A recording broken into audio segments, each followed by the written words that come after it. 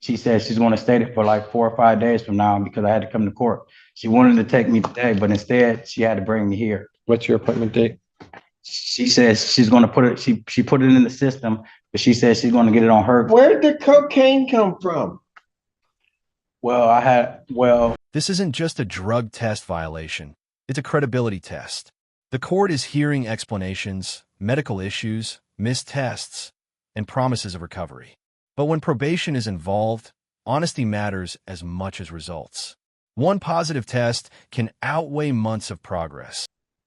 That's correct, Your Honor. Defense counsel, I did have a chance to discuss that. I told Mr. Turkis I wasn't sure if the court would want to move forward with the plea today. I'm not going to want to. Regarding the violation, there would be an admission, and with that admission, he has worked with CMH and gotten into additional programming. He was dropped off here today by My counselor. and he wants to continue to have negative tests, but obviously there's the positive test that just happened. Well, the problem that I have is that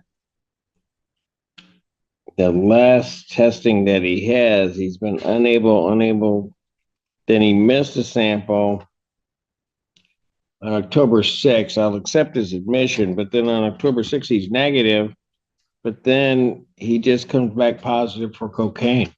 There was issues with his rent, and he's worked with his counselor, and he also wants to address the court. Go ahead. Well, I think he's. Go ahead.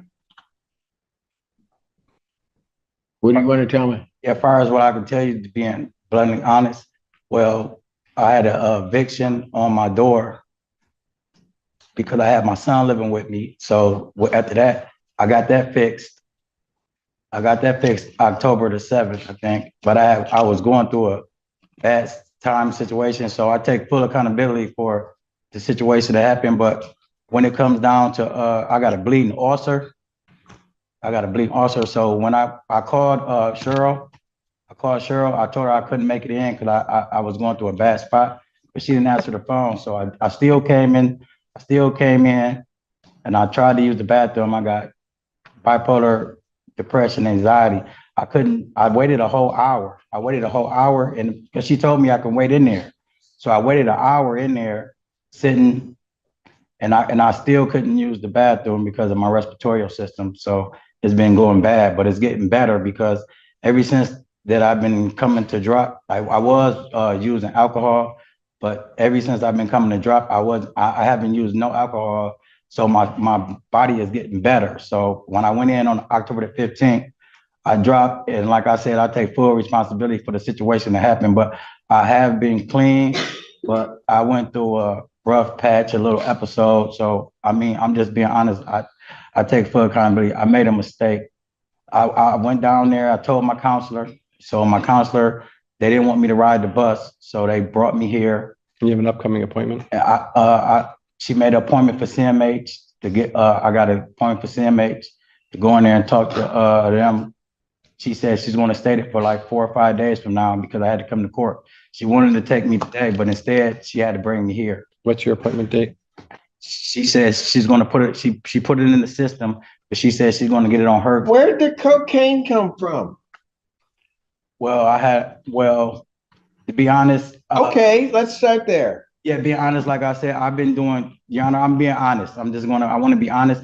I've been doing fine. I picked up a little weight, like Miss Marilyn, my landlord, she said, you've been doing fine. But I just got into a bad spot in my life, and I'm just being honest. I just want to be honest. I don't want to lie to nobody, and then I made a mistake. I just made a mistake. But after that, I've been going down there talking to my counselor every day, and everything's going swell because they're keeping tabs on me. They do wellness checks at my house because of my bipolar.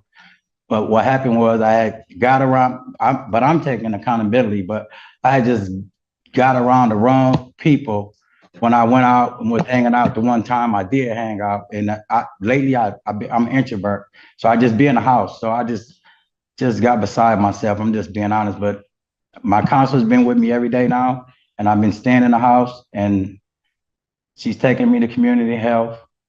and she's everything's going well. Miss Marilyn, my landlord, she's been coming up checking on me, and everything's been going well. They take me to the grocery store. Your Honor, if I can just add in here, he had four negative tests. There were the two that you indicated, the refusals. He somewhat explained that he had a missed sample. He was negative, and then we had the relapse. So there's, other than the unable or refusing, he is testing negative. There was the most recent test that was positive. What I'd be asking the court today would be if he can get another negative in between now and the next court date.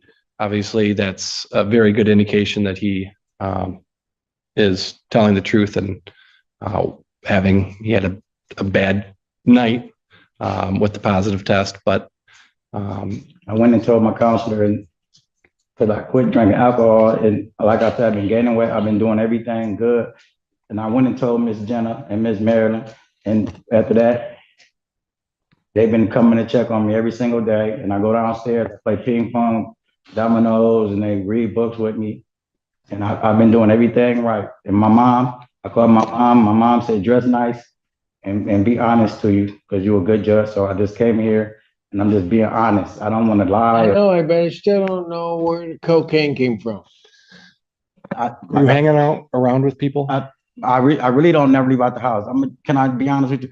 Okay, my brother had a heart attack, right? This ain't about my brother though. My brother had a heart attack. So what happened was I ended up catching the bus on my way to go see him downtown in Arbor, on my way to go see him. Didn't make it to go see my brother when he came out of coma, because I get downtown, like my mom don't let me ride the bus. I get downtown, see some guys I know, before you know it, this the situation to end up. Boom, my mom called me, tell me get back home. I go home, and I've been in the house ever since, besides just doing a report. Because I really don't never come out the house, because after what happened to my brother when they killed my brother. So I really just don't like to be out the house.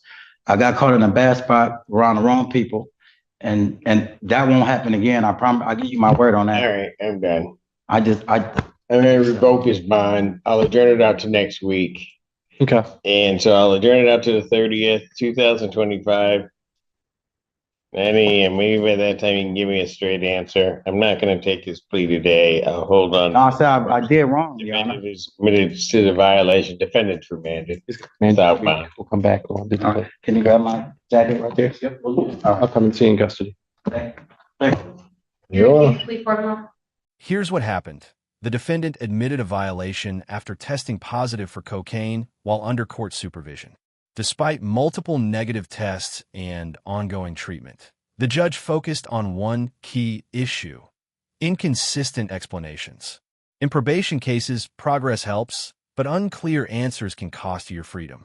The judge revoked bond and adjourned the case, leaving the defendant in custody until the next court date. This case matters because it shows how recovery, accountability, and credibility collide inside real courtrooms. If this case shocked you, hit like, share your thoughts below, and subscribe for more courtroom breakdowns.